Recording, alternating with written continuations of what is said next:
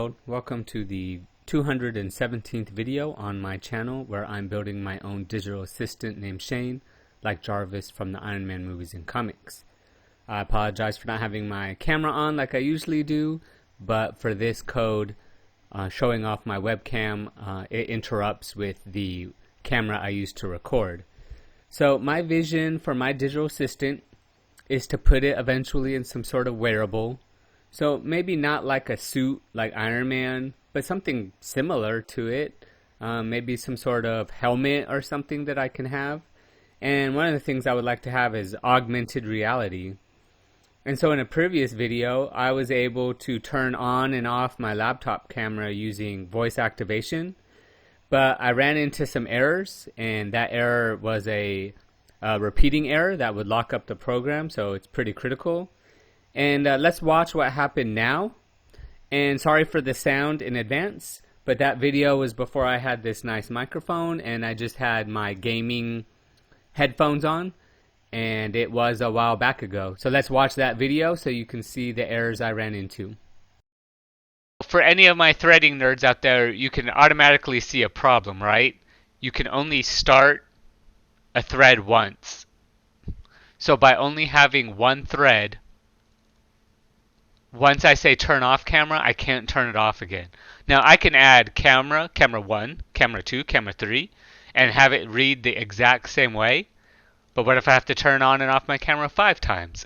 So I'm going to have to figure out a way to do that.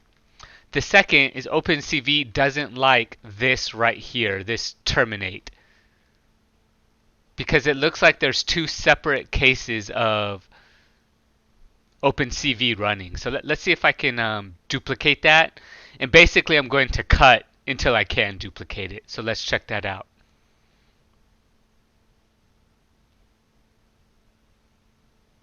Shane. How can I help you? Turn on camera. Shane. How can I help you? Turn off camera. Oh, there you go.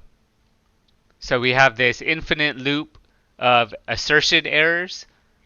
So it'll eventually stop, I believe. So as you can see, the program didn't work like it was supposed to. It eventually ran into that error.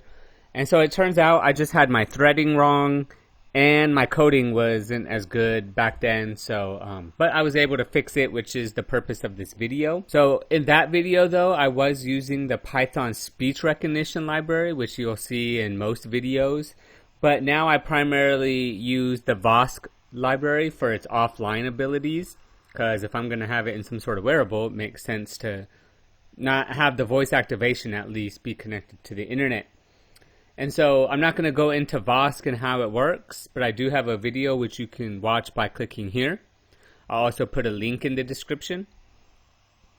So now let's run the program and see the improvement. Just a quick note, I do have tape on my laptop camera, but you'll still be able to see a window pop up and it turn on, and then you'll see it turn off. It'll just be black and grainy. And so let's try it out to see how it works. Turn on camera.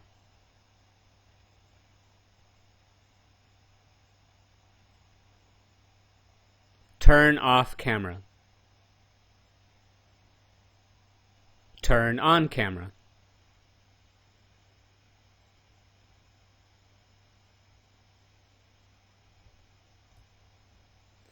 Turn off camera.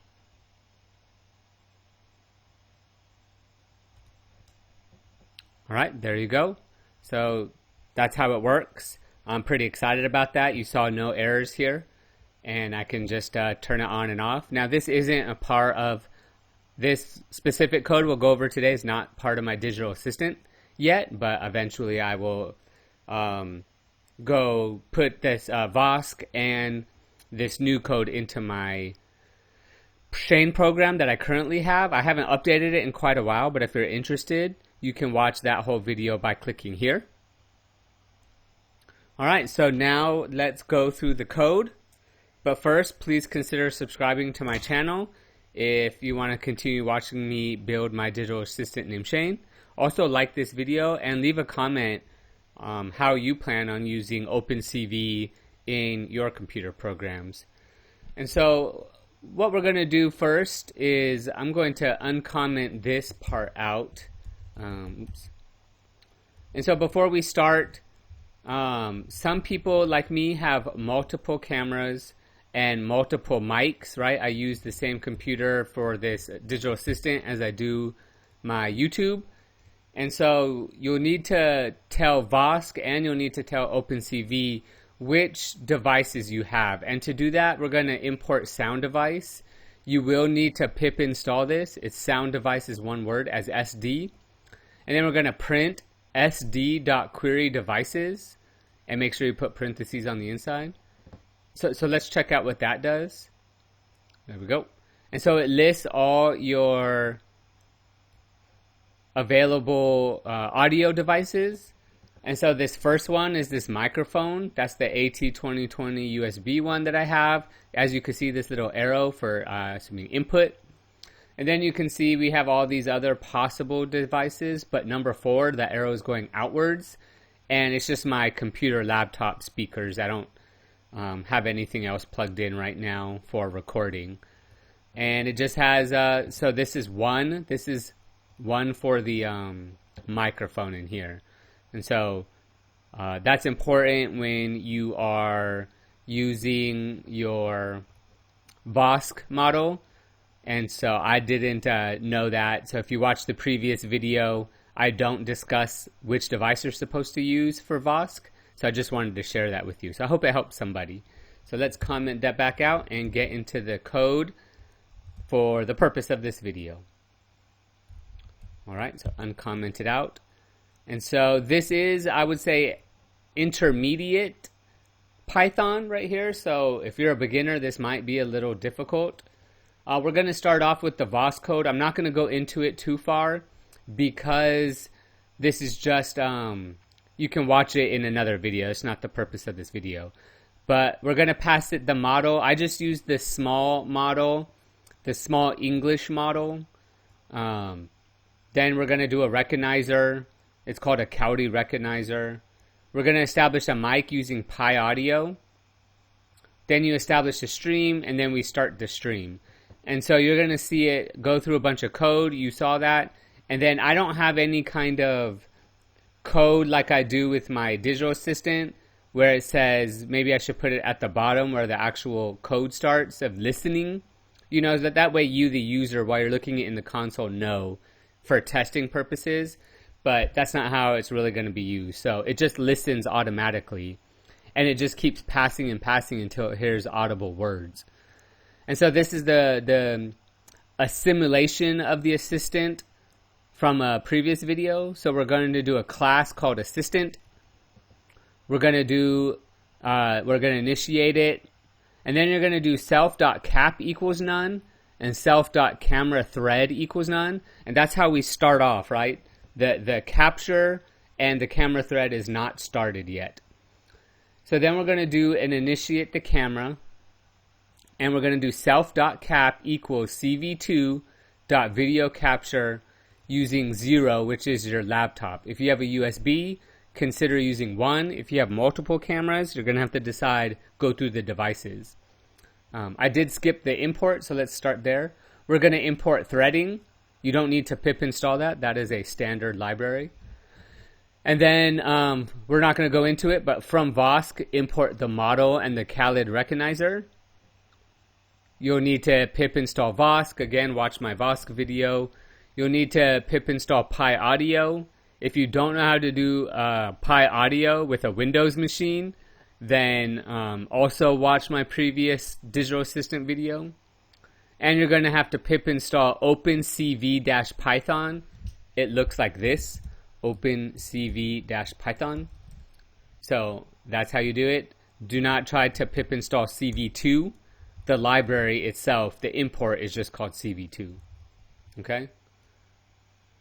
So CV2, which is just OpenCV Python, video capture, 0 again is the laptop camera, and then we're going to start a thread. And this time the thread is inside the class. If you watched the whole video that I posted before, or I'm sorry, that in this video, I had the threading down here, so it could only start and stop once correctly. Now we have it in the initialization. And then target equals self.camera feed. And the first time you start it, it's going to start the thread. And now this camera thread is no longer none, right? It's started. We have started that thread, which turns on the camera feed. And then instead of terminating, so one of the problems in that little clip I showed was I was just terminating it, and then I would use import sys, which is affecting your system, and that's just not the correct way to do it. If I'm going to open it using OpenCV, I need to close it using OpenCV. So if self.cap is not none, then so basically if self.cap is active, meaning the camera's on, then we're going to do cap.release, then we're going to do cv2.destroy all the windows, set it back to none, join another thread, and then do camera thread back to none. So every time I release the camera, it releases the capture finally, or it releases it up here, it destroys all the windows, turns this cap back to none, and then stops the thread. And this is the key to how we're doing it correctly. Right here, just this code. This next code technically isn't part of the OpenCV. So what this is doing is it's analyzing the command. And so down here, we're going to do A equals assistant. So we're going to start the class. And while true, command equals A dot here, which I'll show you what that means. Then just for testing purposes, we're going to print input is the command. And then we're going to analyze that command, right? A is the assistant, A.analyze command, and then we'll pass it the command, which brings us to here. So we passed it command. So if I said turn on camera, then we're going to do if not self.cap or not self.cap is opened, right? This is opened is part of the CV2 library. Then we're going to initialize the camera. Under almost everything else, well, I mean, if I turn off the camera, then it's just going to release the camera. And what that's doing is going back to these two functions here. All right? And then everything else I said print, command not recognized. But if you watched my how to make your own Alexa in series, then your elifs, you should have like a dozen or more elifs. And, you know, that's how you handle this. But I just put command not recognized for the purpose of this video. So this is part of the VOSC part of it. So while true, the data equals stream.read 8192. So that's 8192. If you watch my previous VOSC and then come back to this, I put 4096, which was the baud rate. I recommend changing it to 8192 because there is a pause in between when it opens the camera, and once that camera opens on, at least for my gaming laptop, I'm using my max CPU and you exceed the baud rate and you'll get an error. And then this is just part of the VOSC library. I'm not going to go into it, but basically you're going to get a result, which is a JSON. And then I'm going to change that response by splitting that JSON and only keeping the text. So this is using everything, splitting that JSON apart and only pulling out the text. So you saw when I ran the program, I said turn on camera. That's the only thing in this response. And then the camera feed, so that is called here inside the, right here in the initialized camera. So it's going to come down here to camera.feed. And while the self.cap and this cap is opened, it's going to set the ret in the frame equals self.cap.read. And then if ret cv2.image show, as you saw from the little thing, it said Shane in the upper left. And then it's going to show the frame.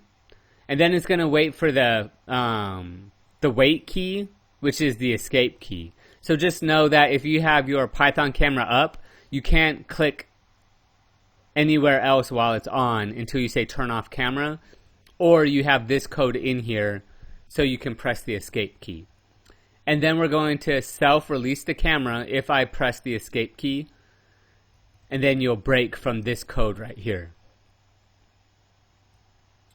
And then I already went over this. This is the function right here. This is the class assistant. It's all wrapped up in assistant. Then we start the assistant. And then while true, we're going to do command.a equals a dot here. You saw me printing the command, and then we analyze that command just to get the turn on camera and turn off camera. So there you go. I'm glad I fixed this. Now I can progress into actually putting Shane into some sort of wearable. And so I really hope you subscribe to my channel so you can watch me.